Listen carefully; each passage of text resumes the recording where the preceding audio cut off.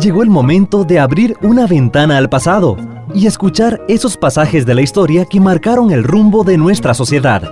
Deje que su imaginación vuele y que las ondas sonoras lo lleven de paseo por un inolvidable viaje por la historia.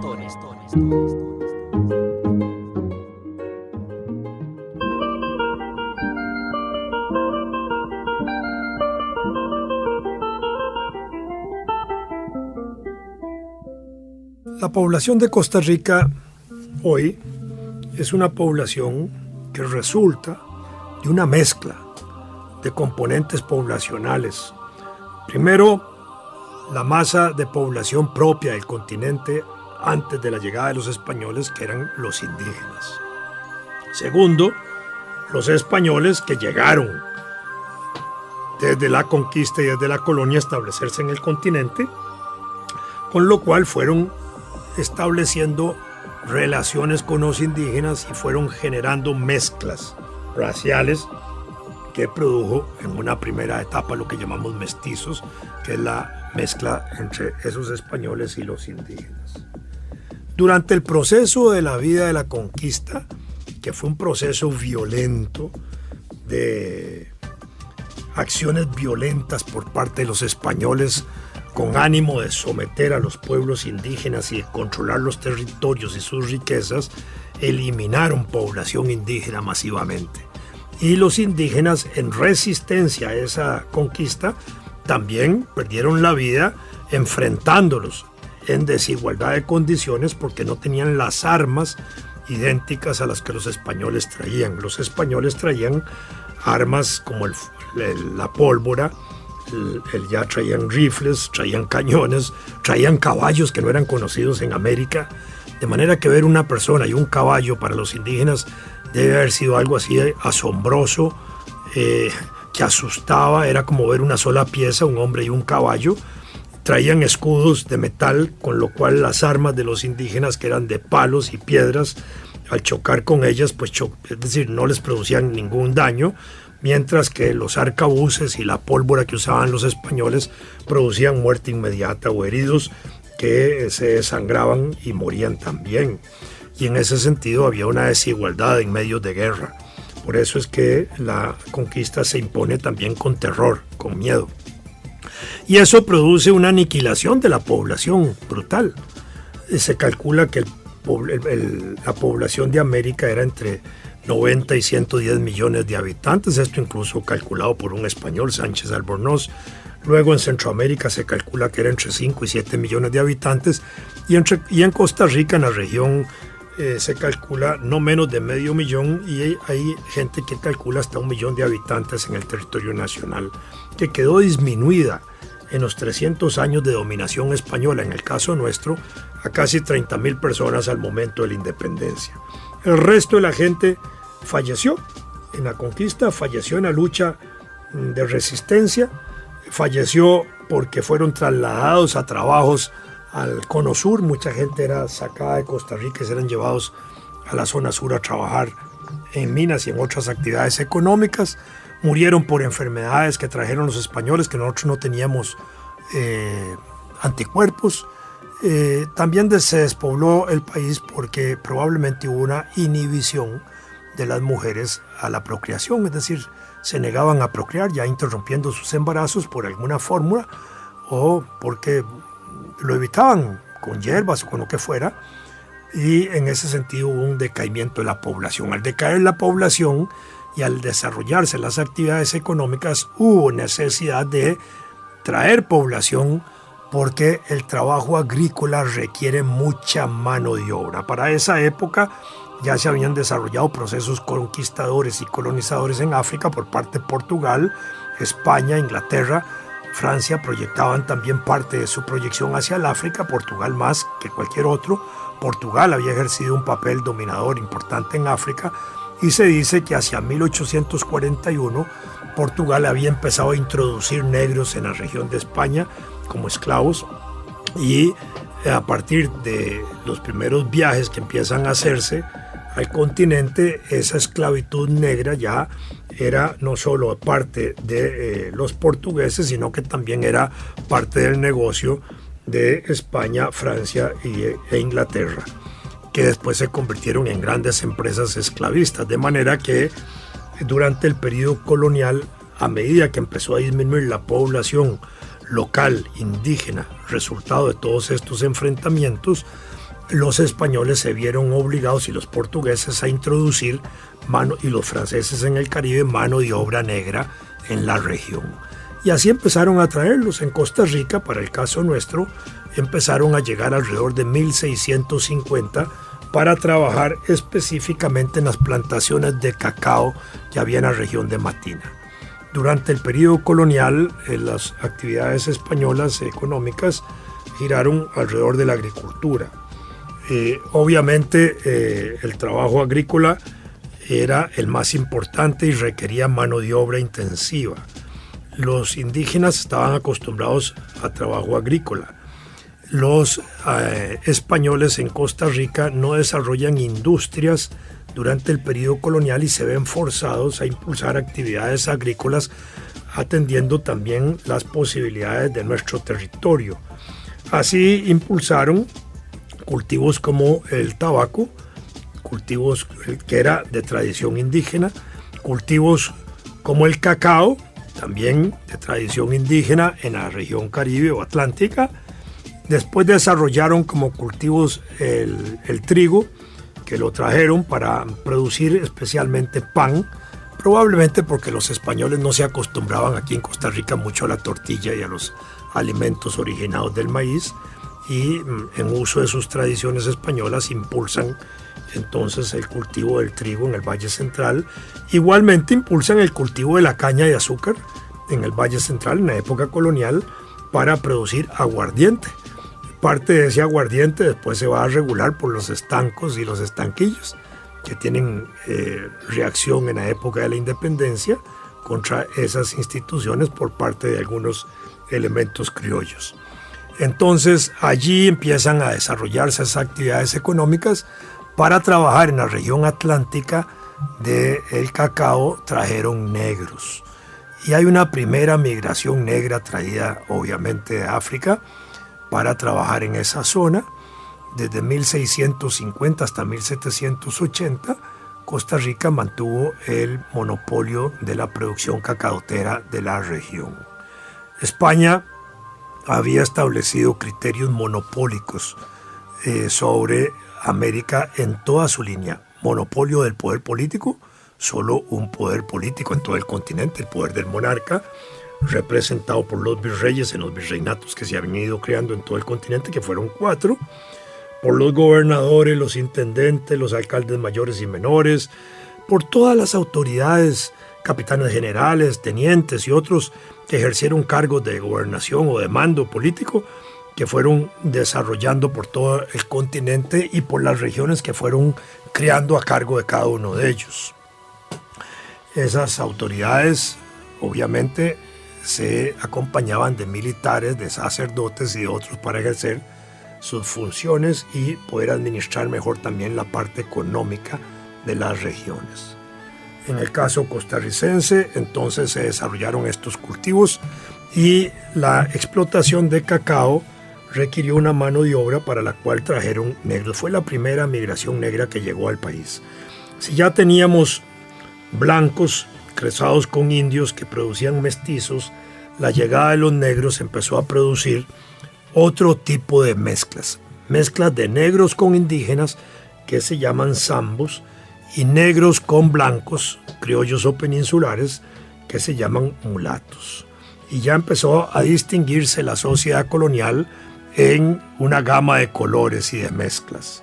Y la mezcla de las mezclas produjo en total para todo el continente americano cerca de 16 tipos de nominación de grupos en todo el continente. Tercerones, cuarterones, alcatraces, obviamente mulatos, mestizos, ladinos, toda esa cosa, mulatos, negros, blancos, indígenas, todo eso que fue distinguiendo hasta que se constituyó como un gran abanico, cerca de 16 grupos de diferente connotación por mezclas. De esos grupos, 2 grupos constituían la base superior de toda la pirámide colonial, que eran los españoles. Los españoles nacidos en España, en primer lugar, los peninsulares, que eran los de la punta de ese triángulo o de esa pirámide, y los criollos, españoles criollos, nacidos en América de madre y padre españoles. De manera que esa base blanca de españoles fueron los que ejercieron el dominio principal de las estructuras políticas y de las estructuras económicas. Eran los que estaban a cargo de las propiedades, a quienes se les asignaban indígenas o negros o lo que fuera para trabajar bajo su protección, encomienda o cuido, o bajo alguna modalidad de trabajo. Y el resto de la población, que era la segunda parte de esa pirámide, que carecían de derechos políticos, de derechos civiles y libertades, que estaban sometidos a los blancos peninsulares y a los blancos criollos en sus actividades económicas, que era toda esa otra masa, indios, negros, mulatos, mestizos, que eran personas que carecían fundamentalmente de todos esos derechos importantes que gozaban los que estaban en la cúspide del poder. Así la sociedad colonial se distinguió en esa gama de colores y de grupos étnicos. Cuando viene la independencia, 1821 para el caso de Costa Rica y desde 1810 en otros países de Sudamérica, estos grupos adquieren ciudadanía en el sentido de reconocimiento de seres humanos libres, porque una cosa importante que se produce con la independencia es que esa gente que pertenecía como súbditos monárquicos, como súbditos del gobierno español, pasan a ser ciudadanos libres, con derechos y libertades. Y en ese sentido empieza también un proceso de abolición de la esclavitud allí donde había esclavos en América, y un proceso de reconocimiento de ciudadanos en aquellas personas que dentro de la colonia no tenían carácter de esclavos, pero que tampoco eran hombres plenamente libres. Y pasamos en 1821 entonces a una condición de ciudadanos, hombres libres, con derechos y libertades que poco a poco se fueron proclamando y poco a poco se fueron desarrollando y mejorando hasta los que tenemos hoy reconocidos en la Constitución política nuestra, que es la Constitución de 1949, que es la Constitución vigente, donde hay un capítulo de garantías individuales, donde se exaltan esos derechos y libertades, donde hay un capítulo de derechos políticos, que son los que nos dan la facultad de participar en la toma de decisiones políticas de Estado, nombrar autoridades políticas de gobierno, y un capítulo de derechos y garantías sociales, que fue incorporado en 1943 a la Constitución de 1871 y que fue rescatado en la Constitución de 1949 y ligeramente ampliado en esta Constitución. Entonces empezamos a armar nuestro país en 1821 con esa condición.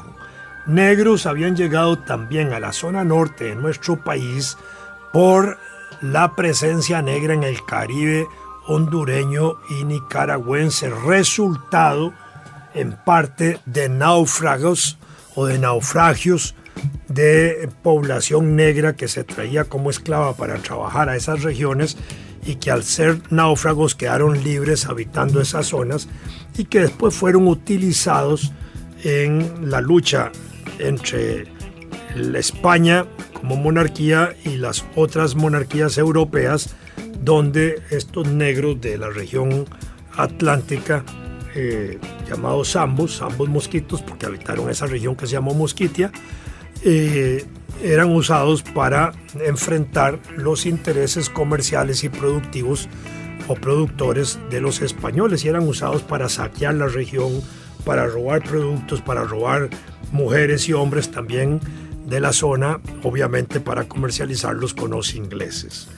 Entonces, por el lado norte hay también una presencia negra que empieza a penetrar lo que es la región hoy de Guanacaste y antiguamente del partido de Nicoya costarricense. Por eso allí, en esa zona, hay núcleos de origen de étnico negro diferentes a los del Atlántico caribeño de la región de Matina. De manera que esas dos fuentes tenemos de ingreso de negros desde la época colonial y en los años siguientes a la independencia, todavía por la parte de la zona norte del país. La mosquitia nicaragüense duró prácticamente durante todo el siglo XIX en manos de control administrativo inglés. El otro proceso de migración negra, que es el que me interesa destacar para Costa Rica, se va a producir a finales del siglo XIX, cuando se inicia la construcción del ferrocarril al Atlántico, como se llamó en esa época. En Costa Rica, la necesidad de construir un ferrocarril que vinculara la región Caribe o Atlántica con el Valle Central empezó a visualizarse desde época de don Braulio Carrillo. Fue Braulio Carrillo el gran visionario que entendió que había que vincular el Valle Central con la región Caribe o Atlántica para mejorar nuestra relación comercial de la región y con el mundo. En esa época, hasta 1842, parte del comercio marítimo se realizaba por el puerto de Punta Arenas y por Caldera, en el Pacífico. Pero se había empezado a entender que el Caribe nos vinculaba de mejor manera hacia la parte atlántica de los Estados Unidos y obviamente hacia la parte de Europa. Carrillo, sin poderlo lograr, visualiza no solo la posibilidad del ferrocarril, sino la posibilidad de hacer el camino al Atlántico que trata de construir, que no lo logra, pero lo diseña, y por eso hoy esa radial que va hasta el Atlántico se le llama Braulio Carrillo, en mérito a este gran costarricense que fue nuestro jefe de Estado, Braulio Carrillo. El desarrollo de las actividades económicas de la colonia al momento de la independencia permanecieron fuertes. El tabaco. Acordémonos que había habido una declaración monopólica de tabaco de corta duración, 1780, 1792 más o menos, y que a pesar de que el monopolio se quita, la actividad tabacalera sigue ejerciendo un papel muy importante durante los años siguientes hasta los días de la independencia, y casi 20 años más todavía el tabaco seguía ejerciendo un peso enorme, y por supuesto que los productores de tabaco también ejercieron un puesto importante en la vida económica y en la decisión política de la declaración de independencia de Costa Rica también, porque parte de las familias que estaban vinculadas a la producción de tabaco están asociadas a los movimientos de independencia y declaración de independencia de Costa Rica, y por eso también la declaración de la ciudad capital de San José, de San José como capital de Costa Rica en época independiente, porque aquí radicaron más esos intereses tabacaleros. Por otra parte, el café se había introducido a finales de la colonia en el continente americano. Se calcula que alrededor de 1740 se introduce el café en América. Se calcula que en Costa Rica alrededor de 1760 se introducen las primeras matas de café, y a finales del siglo XVIII, hacia 1700 y pico y 1800, principios del siglo XIX, ya habían haciendas cafetaleras y había cierta acumulación de café, y los últimos gobernadores desde Acosta y Ayala y todos estos ya tenían cosechas de café importantes en ese final del siglo XVIII y principios del siglo XIX, y los cafetaleros empezaban a desarrollarse como un grupo importante vinculado a los tabacaleros. ¿Por qué a los tabacaleros? Porque el café, para hacer la primera cosecha, requiere 5 años la primera cosecha una vez sembrado el café, de manera que cualquiera no podía dedicarse a sembrar café porque tenía que esperar mucho.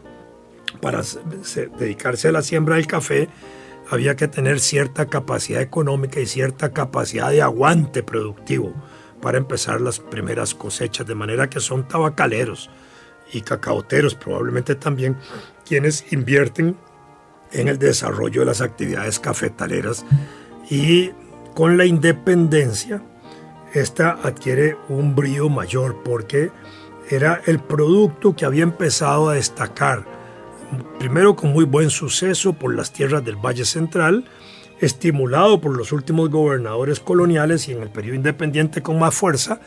El café se convierte en un factor de desarrollo económico significativo y en un factor de progreso y en un factor de colonización, porque se empiezan a otorgar tierras libremente para impulsar los cultivos. Entendamos una cosa que es importante.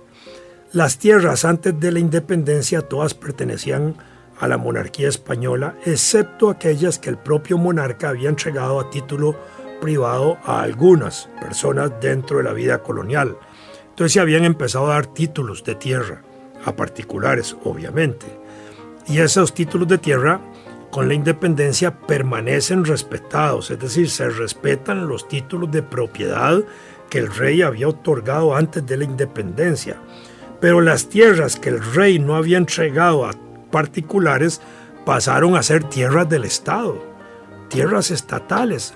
Por eso es que se pueden iniciar los grandes procesos de colonización donde el Estado daba tierras y daba premios adicionales a esas tierras, como por ejemplo daba la tierra, daba las matitas de café, eximía de impuestos, facilitaba los procesos de colonización, daba premios a quienes descubrieran caminos para ir a colonizar regiones, y de esa manera se iba estimulando el proceso de expansión de la producción cafetalera entre 1821 y 1880, especialmente hacia todo el oeste del Valle Central, es decir, desde la región de San José hasta la región hoy de San Ramón.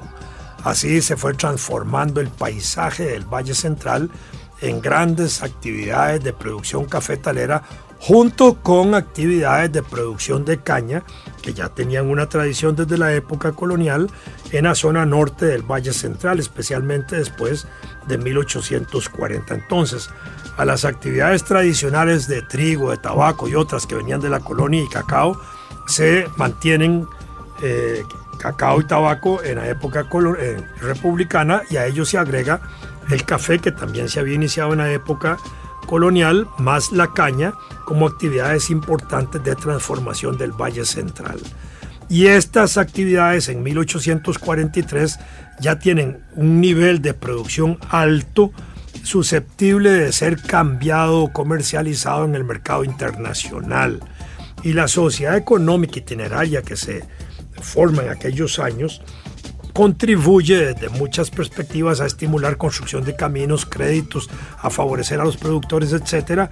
Y estimula en ese nuevo ranking la necesidad de vínculo con Europa. Las primeras producciones de exportación de café se dan en ese periodo, 1843 en adelante, y eso es lo que abre los ojos para estimular la producción, la construcción del ferrocarril y acelerar el vínculo entre el Valle Central y la costa atlántica o caribeña para comercializar más rápidamente el café a Europa. ¿Por qué?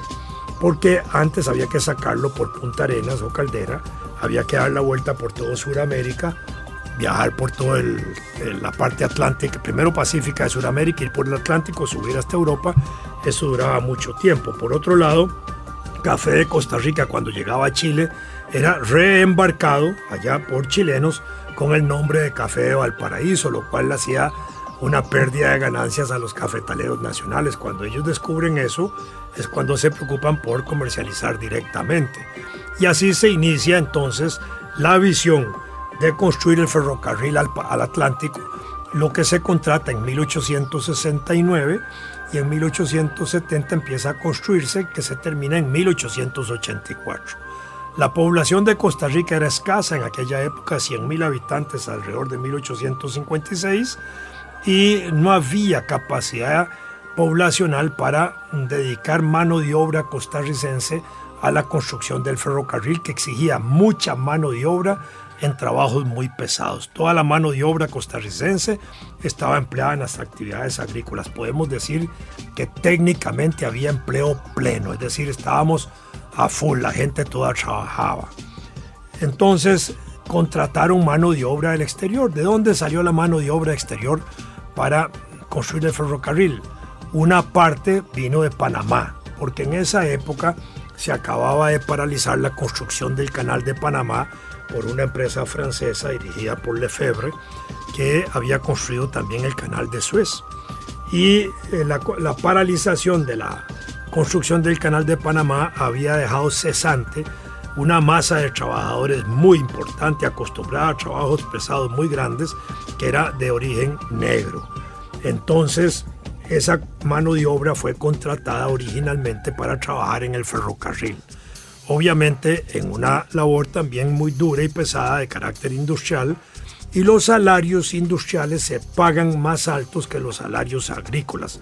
En aquella época había una diferencia de 5-1. Si se pagaban 5 pesos para trabajar en el ferrocarril, se pagaba 1 para trabajar en agricultura. De manera que cuando trajeron los trabajadores negros del canal, empezaron a provocar fugas de trabajadores de las haciendas cafetaleras, lo cual creó un problema económico entre los hacendados, y eso obligó a que los hacendados presionaran al gobierno para que el gobierno presionara a la compañía constructora del ferrocarril para que cambiara el origen de la mano de obra de los negros traídos de Panamá, y así empezaron a traer mano de obra negra de Jamaica, porque ya se habían establecido vínculos entre los constructores del ferrocarril y los jamaiquinos, y empezaron a sustituir la mano de obra del canal de Panamá negra por mano de obra traída de Jamaica. La actual generación